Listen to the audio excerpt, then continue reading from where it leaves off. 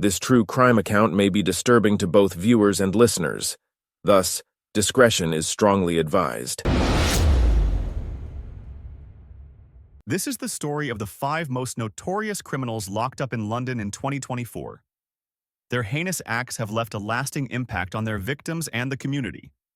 Each case reveals the darkness that can lurk within seemingly ordinary lives, reminding us of the importance of justice and the resilience of those who have suffered. Story 1. This is the story of Michael Costin. What makes a monster? Is it a broken childhood? A life filled with hardship? Or is it something far darker? An inherent flaw that lurks deep within the soul, waiting for the perfect moment to strike. It's easy to think that evil is something you can recognize from a mile away, something that wears its ugliness on the outside. But what happens when the monster doesn't look like a monster at all? When he's the guy next door, the teacher your kids admire, or even the scoutmaster you entrust with your children's safety? This question isn't theoretical. It's real, it's chilling, and it's what we're diving into today. Michael Costin, the man we're about to discuss, is one of the most horrifying examples of what happens when trust is betrayed in the worst possible way. For years, he appeared to be the picture of a responsible, dedicated adult, a geography teacher, a scoutmaster, and a community leader. But behind that facade lay a predator, one whose crimes spanned decades, leaving a trail of broken lives in his wake. Before we get into the details, let me ask you this. How often do we, as a society, truly think about the people we place our trust in? Teachers, coaches, leaders of youth groups. These are roles that demand not only respect, but also an unwavering level of trust. When we send our children to school, to practice, or on camping trips, we assume they're safe. We think the people leading these activities have their best interests at heart. But what if that trust is not just misplaced, but weaponized? What if it's used as a tool for manipulation, for harm, for destruction? That's what happened in the case of Michael Costin. Costin wasn't just any scoutmaster. He was the kind of man who made parents feel reassured. His calm demeanor, his dedication to the boys in his troop, and his ability to organize and lead were all qualities that made him seem above reproach. But for the boys who came under his care, it was a different story entirely. He wasn't a protector, he wasn't a role model, he was a predator, and the damage he caused is immeasurable. Imagine being 10 years old, excited about a weekend camping trip with your scout troop. The crisp morning air fills your lungs as you set up tents, gather firewood, and bond with your friends. You feel safe, surrounded by people you trust. Now imagine that the person leading this trip, the person who's supposed to guide you, teach you, and keep you safe, is the one who turns your world into a nightmare. That's what happened to Michael Costin's victims. Between the 1980s and 1990s, Costin led scout troops in East London and Suffolk. To the outside world, he was a caring and capable leader. But behind closed doors, he was something else entirely. He preyed on the trust of young boys, using his authority to manipulate and silence them. His crimes didn't just rob them of their innocence, they shattered their lives in ways that many are still grappling with today.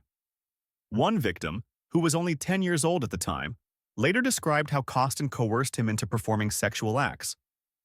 He told the boy that this was something adults do, and that if he didn't comply, he'd tell his parents. Imagine the fear, the confusion, the utter betrayal that the child must have felt. And Costin didn't stop at manipulation. He bullied his victims into silence, ensuring that his crimes would remain hidden for years. The scale of his abuse is staggering. 14 boys came forward to testify against him, describing acts that ranged from molestation to horrific sexual assaults. One victim, now an adult, recounted how the trauma of his abuse led him to a life plagued by depression, broken relationships, and substance abuse. Another spoke about waking up in the middle of the night, haunted by memories of what Costin did to him. One victim even admitted that he'd contemplated committing a crime just to end up in the same prison as Costin so he could inflict the pain he believed his abuser deserved. These stories are heartbreaking, but they're also a testament to the resilience of the human spirit. For years, these men lived in silence, burdened by guilt, shame, and the fear that no one would believe them. But when the opportunity came to confront their abuser in court, they seized it. They stood before a judge, before the world, and laid bare the horrors they had endured. Their bravery is what finally brought Michael Costin to justice. And yet, even in the face of overwhelming evidence, Costin showed no remorse. During his trial, he claimed that he abused the boys not for his own gratification but to help them out. Let that sink in for a moment. This man, who had destroyed so many lives, had the audacity to frame his actions as some twisted form of kindness. Unbelievable. This is a level of depravity that's hard to comprehend. In court, the father of one of Costin's victims, who tragically passed away years after the abuse, spoke about the letter his son had written. In that letter, the boy revealed for the first time what had been done to him. "Please do not take the sexual abuse lightly," he wrote. "It plays on my mind almost every day of my life." The father's voice broke as he read those words, his pain a palpable reminder of the ripple effects of Costin's crimes. Even in death, this victim's voice was finally heard, and it played a crucial role in ensuring that Costin would face the consequences of his actions. The courtroom was packed during Costin's sentencing. Victims and their families filled every seat, their presence a silent yet powerful statement. For some, it was a moment of closure. For others, it was a chance to confront the man who had stolen so much from them. One victim described the moment as both empowering and devastating, a chance to finally speak their truth, but also a reminder of the pain they had endured. As the judge handed down a sentence of over 15 years, Costin finally showed a flicker of emotion. It wasn't remorse or regret. It was anger, a barely concealed snarl as he was led away in handcuffs. For a man who had wielded so much power over his victims, it was a moment of undeniable defeat. This story is just the beginning of our exploration into the lives and crimes of the most notorious criminals locked up in London this year. Michael Costin's case is a reminder of the importance of vigilance, speaking out, and holding people accountable for their actions. But as we move forward, we'll see that he is not the only story of trust betrayed and lives destroyed. Stay with us as we continue to uncover the dark truths behind these infamous cases. You're watching True Crime Stories 24/7. Thanks for joining. Please do well to subscribe and like this video to support us. Story 2. This is the story of Sarah Mayu and Stephen Sansom. Let me start with a question. Can someone truly change after committing the ultimate crime?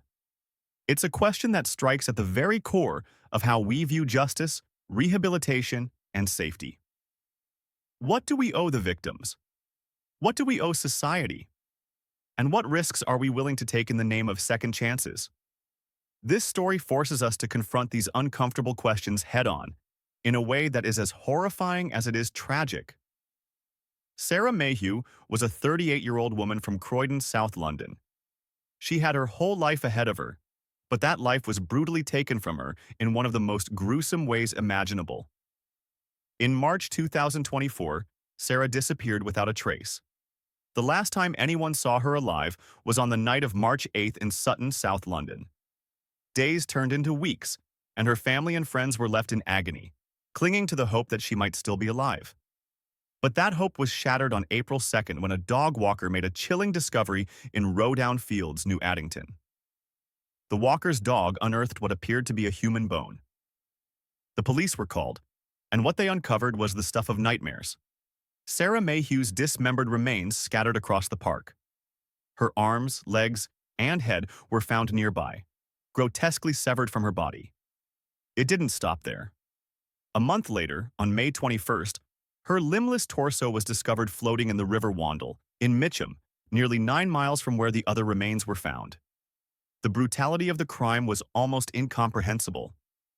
The investigation revealed that her body had been dismembered using power tools. Her head had been shaved, her voice box showed signs of strangulation, and there was bruising on her skull. The violence she endured was savage, methodical, and deeply disturbing. It didn't take long for the police to narrow in on their prime suspect, Stephen Sansom. Sansom, 45, wasn't just any suspect. He was already a convicted murderer. Back in 1999, Sansom had been found guilty of killing a cab driver, Terence Boyle, on Christmas Eve of 1998. Boyle, a quiet and gentle family man, had been stabbed in the throat during a robbery.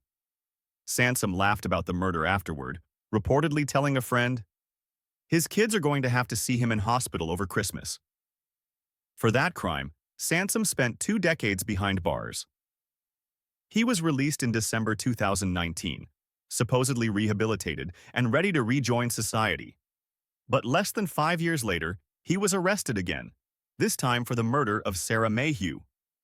At the Old Bailey, Sansom pleaded guilty to Sarah's murder and to perverting the course of justice by dismembering her body and scattering the remains in an attempt to cover his tracks. He appeared in court via video link from HMP Belmarsh, wearing glasses and a gray tracksuit. In a chilling moment, he loudly proclaimed his guilty pleas, showing no remorse. The details that emerged during the trial painted a haunting picture. Sarah Mayu had been killed on the night of March 8th, likely in a residential property. Afterward, Sansom meticulously cleaned the crime scene and began the gruesome process of dismembering her body. The prosecution revealed that he had used power tools to cut her body into parts before disposing of them in multiple locations. It was an act of calculated cruelty designed to obscure his crime. But Sansom didn't act alone. Gemma Watts, 49, a woman known to both Sansom and Sarah, was also charged with murder and perverting the course of justice. Watts has yet to enter a plea, and her involvement remains under investigation. The case has left the local community in South London shaken to its core. Flowers and handwritten notes have been left at the sites where Sarah's remains were found, as neighbors grapple with the horror of what happened so close to home. One resident described the ordeal as frightening, while others expressed anger and disbelief that a convicted murderer like Sansom had been released back into society. Detective Inspector Martin Thorpe, who is leading the investigation, said, "My thoughts remain with Sarah's family. We will continue to provide our support as the investigation progresses." But even as the police work tirelessly to ensure justice for Sarah, the question lingers. How was this allowed to happen? Sansom's previous conviction for murder should have been a red flag, a warning sign of the danger he posed. Critics of the justice system argue that his release in 2019 was a catastrophic failure, one that cost Sarah Mayu her life. If someone capable of such violence was allowed to walk free, what does that say about our ability to protect the innocent? As the investigation continues, one thing is clear. Sarah Mayhew's story is a devastating reminder of the stakes involved in decisions about justice and rehabilitation. Her death has left an indelible mark on her family, her community, and all who have heard her story. And for Stephen Sansom, the man who took her life, there will be no second chances this time. Story 3. This is the story of Edward Tully, a city trader who killed a 12-year-old girl while driving drunk in his 150,000-pound Bentley Continental. Have you ever had just one more drink? That one extra glass of wine with dinner, or that final celebratory shot with friends? We tell ourselves we're fine to drive. After all, we know our limits, right? But what if that one decision, that simple, seemingly harmless choice, became the line between life and death? Not your life, but the life of an innocent 12-year-old girl who just wanted ice cream after dinner with her family. On a warm summer evening in London, on August 20th, 2022, two different worlds were about to collide. In one, the neon lights of the Proud Embankment Cabaret Bar illuminated the extravagant lifestyle of 30-year-old city trader Edward Tully. Champagne flowed freely as he ordered bottle after bottle of Veuve Clicquot Rose, each worth £160. The receipt would later show £1,500 spent on luxury, 4 5-course meals, 2 bottles of Prosecco, and 5 bottles of champagne. The night was young, and money was no object for a man who drove a 150,000-pound Bentley Continental. Meanwhile, across the city in Wembley, a family of 4 was enjoying a simple pleasure: dinner together. A hard-working father, a loving mother, a son with dreams of becoming an international cricket player, and a 12-year-old girl who had recently moved her mother to tears with her first guitar performance. They decided to cap off their evening with a treat: McDonald's ice cream in Friern Barnet. It was supposed to be just another happy memory in their photo album. But at Proud Embankment, the cameras were capturing a different kind of memory. CCTV footage showed Tully swaying as he withdrew more money from an ATM. Each unsteady step, each fumbled movement with his wallet, these were red flags that everyone around him chose to ignore. The footage shows him leaving the bar, bottle still in hand, stumbling toward his waiting Bentley. No one stopped him. No one made that call that could have changed everything. The next 6 minutes would become a countdown to tragedy. Traffic cameras tracked Tully's black Bentley as it weaved through London's streets. The supercar's engine roared as he accelerated aggressively from traffic lights, a passenger's hand waving dismissively out the window. 4 red lights. He blew through all of them. Each one was a warning, each one a chance to stop, to think, to make a different choice. At this point in our story, these two families, one heading home from a simple dinner, the other racing through the night in a luxury car, were on paths that would intersect at Colney Hatch Lane. One journey was guided by the simple desire for ice cream. The other was fueled by alcohol, arrogance, and the fatal belief that rules don't apply to everyone. The clock was ticking. In just moments, a father would be unable to turn his head to watch his son play cricket. A mother would never again feel her daughter's touch. A brother would lose his smile. And a young girl, full of music and promise, would never get to play her guitar again. This isn't just another drunk driving story. This is what happens when privilege meets irresponsibility, when one man's night of excess crashes into a family's quiet evening, when just one more drink becomes a life sentence, not just for the perpetrator, but for everyone left behind. The security footage from that night tells a chilling story. At 56 miles per hour, nearly double the speed limit, Tully's Bentley approached the junction at Colney Hatch Lane. A witness stopped at the red light and watched in horror as the luxury car swerved around her. The passenger's hand extended from the window in what she described as an up yours gesture, a final act of defiance before catastrophe. The family's Vauxhall Astra had just turned onto Colney Hatch Lane from Pinkham Way, moving at a cautious 25 miles per hour through their green light. They had no reason to expect danger, no reason to brace themselves, no warning of what was about to shatter their world. The impact was devastating. The sound of crushing metal and breaking glass echoed through the night as Bentley's bonnet slammed into the passenger side door, exactly where the 12-year-old girl was sitting. The force sent the Astra into a terrifying 460-degree spin, the rear tires mounting the raised pedestrian crossing before the car came to rest against a barrier, smoke beginning to fill the interior. What happened next would reveal the true character of those involved. As the girl's mother and brother scrambled from the spinning vehicle, their screams piercing the night air, bystanders rushed to help. One man grabbed a tool from his car, cutting through the seatbelt to reach the unconscious child. While strangers worked desperately to save a young life, performing CPR on the pavement, Edward Tully made a decision that would compound his crime. "I am not going to stay here. We must run right now," he was heard saying. As a child lay dying, as a father struggled with spinal injuries that would forever change his life, Tully fled on foot. The man who could afford a 150,000-pound car and 1,500-pound bar tab couldn't find the courage to face the consequences of his actions. The next hours became a carefully orchestrated disappearing act. CCTV captured Tully, arriving at his Princess Park Manor flat. Phone records show frantic calls being made. Within minutes, his father's black Nissan arrived, stayed for 3 minutes, and departed. A family conspiracy beginning to unfold. While emergency services raced the young girl to Royal London Hospital, Tully was being shuttled between addresses from his brother's home in Cotacote, Hertfordshire, to Camden.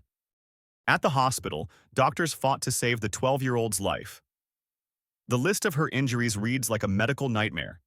Damaged lungs and liver, fractured pelvis, 2 broken arms, and fatal damage to her spine and brain. For 3 days, her family kept vigil, praying for a miracle that would never come. She died in the early hours of August 23rd, and her family's world was forever changed by one man's reckless choices. Meanwhile, for 20 hours, Tully played a game of cat and mouse with police. When officers forced entry into his family home, they found only ice cubes melting in a wine glass, a small, telling detail of a life interrupted. But DNA doesn't lie. and the airbag from his crashed Bentley held the truth of his identity. Finally, perhaps realizing the futility of running, he surrendered at Collindale Police Station, though even then, he refused to provide a blood sample until receiving legal advice. The tragic irony?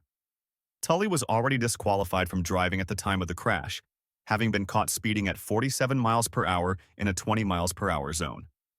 It was a pattern of behavior that would ultimately cost an innocent child her life. The courtroom at Southwark Crown Court fell silent as the victim's family faced Edward Tully. Her brother, abandoning his dreams of cricket, spoke of a life now devoid of emotion. Her mother, through tears, described the endless pain of missing her daughter's touch, her love, and everything about her. But it was the father's words that captured the full weight of their loss. Still wearing a neck brace from his injuries, he called his daughter the heartbeat of their family, the one they'd all turn to for answers. "There is no desire to live now without my princess," he told the court. Judge John Lodge didn't mince words. He condemned Tully's callous and cowardly actions, and those who helped him evade justice, saying they should hang their heads in shame. The sentence was symbolic in its brutality. 12 years, one for each year of his victim's life. Tully's final act in court was as telling as his first act that fatal night. As he was led away to begin his sentence, he blew a kiss to his mother and waved, seemingly untouched by the gravity of his crime or the devastation he'd caused. The case closed with a 13-year driving ban to follow his release, but for one family, there would be no release from their sentence, a lifetime without their daughter, their sister, their princess. As they said in their statement, "The pain will stay with us. We don't want this to happen to any other family." Story 4. This is the story of Anthony Fowler, a 74-year-old pedophile who sexually abused children as young as 4, forcing one victim to engage in bestiality with his Alsatian wolf dog. What's more terrifying, the monsters we imagine, or the ones who live among us, wearing friendly smiles and offering sweets to children? For over 5 decades, Anthony Fowler moved through London's communities, leaving a trail of destroyed childhoods in his wake. His first documented victim was just 4 years old. The year was 1969. His most recent conviction came in 2024. That's 55 years of predatory behavior that finally caught up with him. But this isn't just a story about a monster. It's a story about courage. The courage of survivors who carried their trauma for 30 years before finally seeing justice. One victim, now an adult, still wets his bed. A heartbreaking testament to how childhood trauma echoes through a lifetime. When he finally saw his abuser on a bus decades later, his first instinct was to chase him down and kill him. His wife stopped him, choosing instead to report Fowler to the police. That decision would finally end Fowler's decades-long reign of terror. In a North London flat filled with budgies, cats, and dogs, Fowler created what one victim described as a living nightmare. The foul smell of that animal-filled apartment would haunt his victims for decades to come. Among his pets was an Alsatian wolf mix, a detail that would later become crucial evidence of his depraved crimes. His victims were young, between 6 and 10 years old. One boy, just 6 at the time, recalled screaming and begging his mother not to send him back. But like many predators, Fowler had carefully chosen his victims, targeting vulnerable children who either wouldn't be believed or wouldn't speak up at all. The older victim finally gathered the courage to tell his mother about the abuse. Her response would haunt him for the next 3 decades. She didn't believe him. He was forced to endure another week of abuse. "All I wanted as a child was to have a family or normal, happy childhood," he told the court, "which was not for me." Before the 1990s crimes for which he was finally jailed, Fowler had already established a pattern. In 1969, he forced himself on a 4-year-old boy.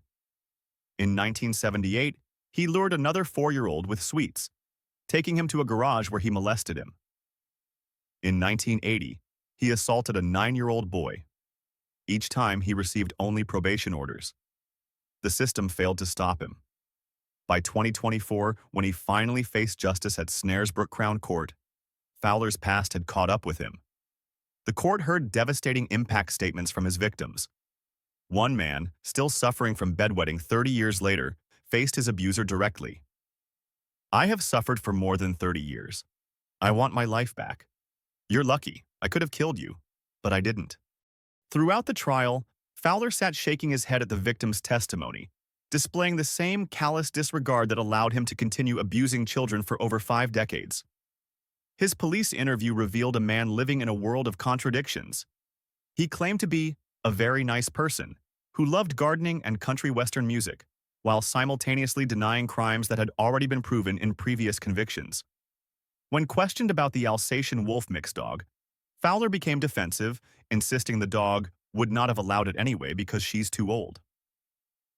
He fabricated a story about the dog being stabbed to death on New Orleans estate in Islington, along with his Yorkshire Terrier, a tale that investigators found no evidence to support.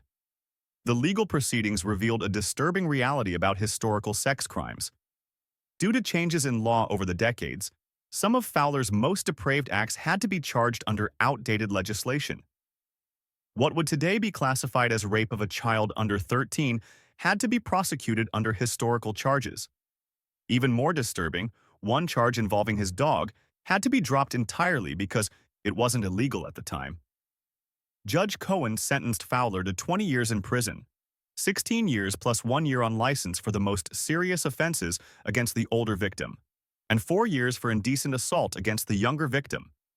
The judge acknowledged the depraved nature of the offending and the extremely severe psychological harm caused to the victims. But perhaps the most powerful moment came when the victim, who had once wanted to kill Fowler, addressed the court one final time. "We need to keep our children safe from predators like him. I read the article and he has been doing it since the 60s. I need to move on with my life and I hope you rot in hell."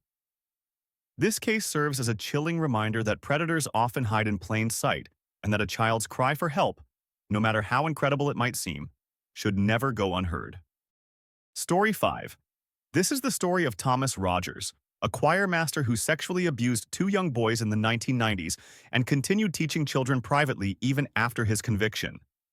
The horror of Rogers' case lies not just in his crimes, but in how the system failed to protect children even after he was caught. Let me begin the narration. Most children's earliest memories are filled with joy: birthday parties, family holidays, first days at school. But for one of Rogers' victims, his first childhood memory is of being locked in a bathroom, forced to perform unspeakable acts. The boy was just 5 years old.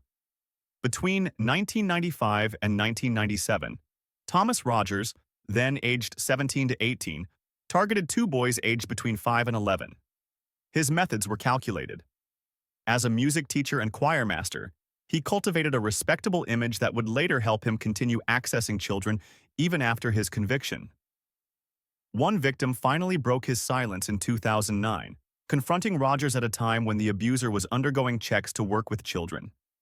Instead of admitting his crimes, Rogers arranged to meet his victim, hoping to silence him.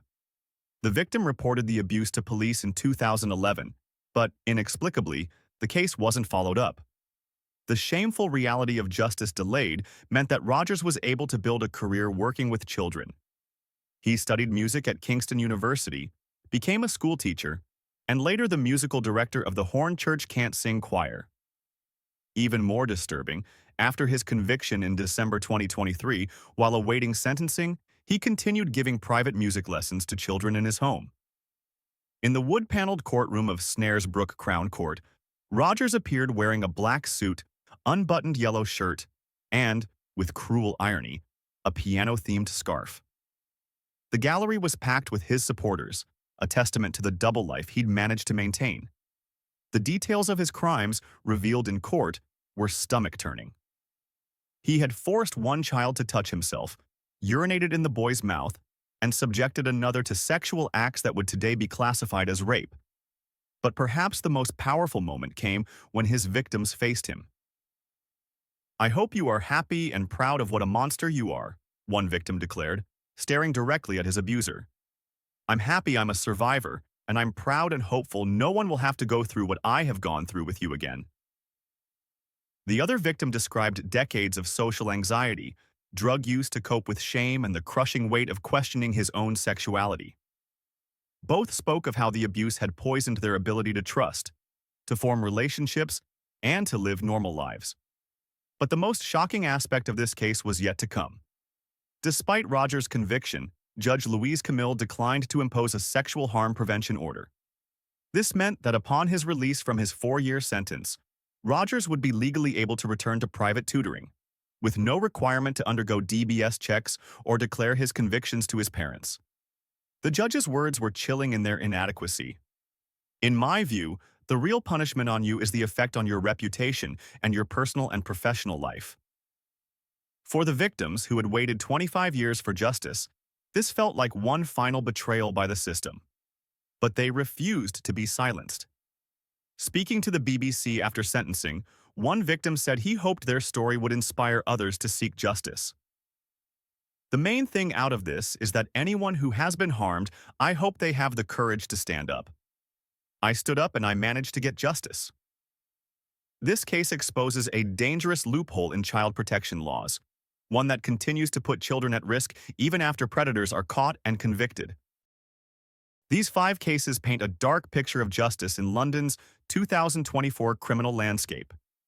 From Edward Tully, whose drunken arrogance in a Bentley stole a 12-year-old girl's life, to Anthony Fowler, whose 5 decades of abuse finally caught up with him, to Thomas Rogers, whose position of trust as a choir master masked his predatory nature. Each case reveals different failures in our system. The culture of drunk driving that continues to destroy families, the historical disbelief of children reporting abuse, and the dangerous loopholes in child protection laws that still exist today. But they also show the power of survival, the importance of speaking up, and the relentless pursuit of justice, even decades later. As one victim said, I hope they have the courage to stand up. I stood up, and I managed to get justice. For more true crime stories and updates on cases like these, subscribe to True Crime Stories 24/7. We bring you in-depth coverage of the most significant criminal cases, focusing not just on the crimes themselves, but on the human stories behind them and the changes needed in our society to prevent such tragedies. As we step into 2025, we want to thank each of you for being part of our true crime family. Your support helps us bring these important stories to light. May the new year bring more justice, healing for survivors, and positive changes in our justice system. Until next time, be good. Thanks for watching.